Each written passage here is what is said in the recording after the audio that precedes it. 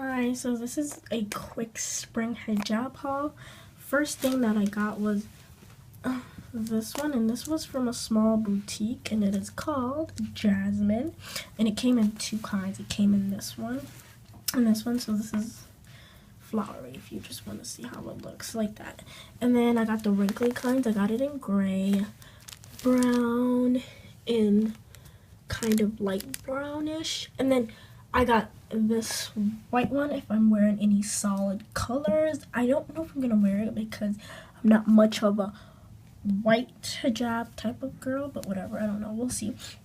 And then I got same texture as this one, which looks like this, but I got it in black.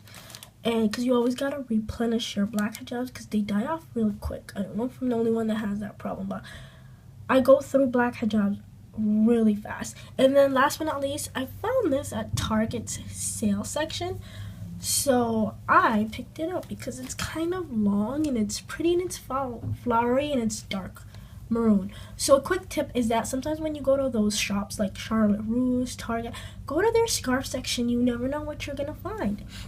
So this is a quick spring summer hijab haul, and I'll see you on my next video. Subscribe and thank you. Bye.